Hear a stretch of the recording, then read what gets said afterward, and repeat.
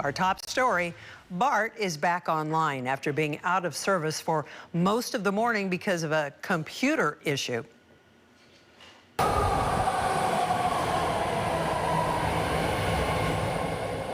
So, what caused the outage? KRON 4's Rob Nesbitt spoke with a member of the BART Board of Directors about the cause. He joins us now live from the Walnut Creek BART station with more on why the commute was such a mess.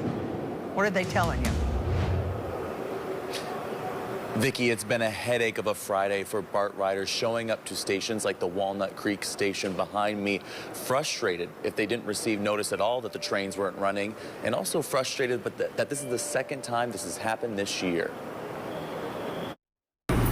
If you ride BART, you know just how bad of a commute Friday was. How many hours have we gone so far with BART being down? Almost 8 hours. I spoke with Edward Wright outside of the Embarcadero station just a few minutes before service fully resumed around noon.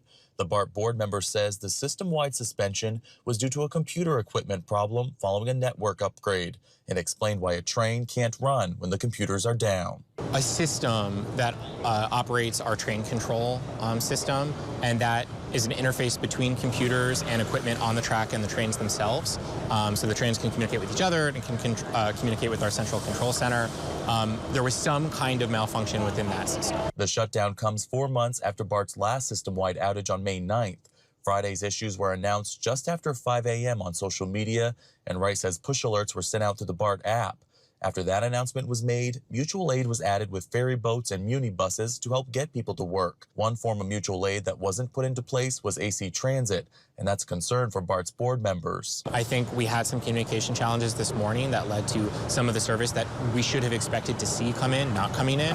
That's certainly top of mind for me. Wright spent his day on platforms talking with riders, explaining why the shutdown happened and apologizing for the inconvenience.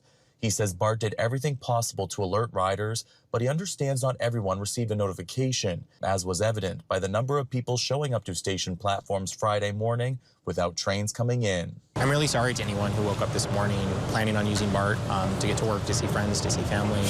You should always be able to depend on and count on and rely on BART. You weren't able to do that this morning. The next Board of Directors meeting is scheduled for Thursday, and Wright says there are several topics that will obviously be discussed, including how they can avoid another shutdown like this. Reporting live in Walnut Creek, I'm Rob Nesbitt, KRON 4 News. Yeah, it was brutal on the Bay Bridge coming in this morning. I'm sure those BART Board of Directors are going to hear about that. Thank you so much, Rob.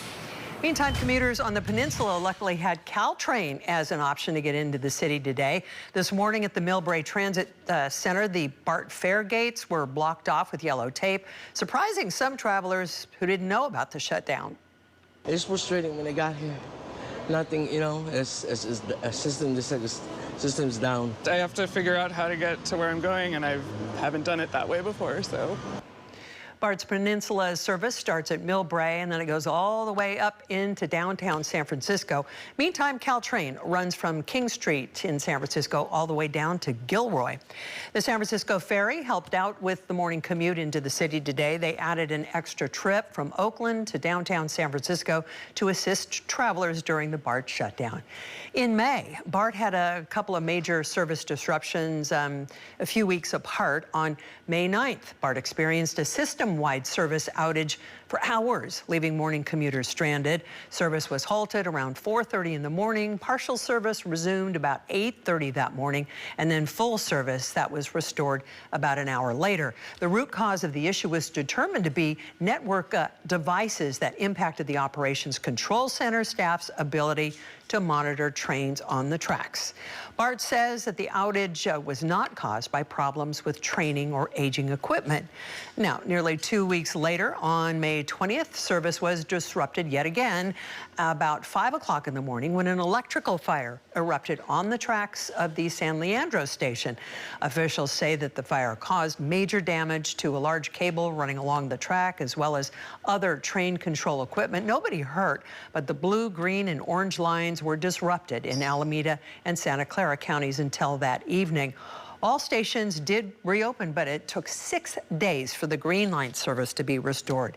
And then just last week, BART service between San Francisco and the East Bay, that came to a halt after officials started getting reports of smoke inside the Transbay tube. Firefighters shut down the Embarcadero station. They cut power. By 8:30, the all clear was given, but the incident really shook up riders. Video sent to KRON 4, it shows passengers covering their faces as smoke filled the train. Now, even though BART service is fully restored right now, we are seeing heavier traffic than usual for a Friday afternoon on Bay Area roadways. Commuters from the East Bay and the Peninsula scrambling to drive into work this morning. They're now trying to drive back home. Conditions looking mostly good for now, something we're going to be keeping an eye out throughout the evening for you.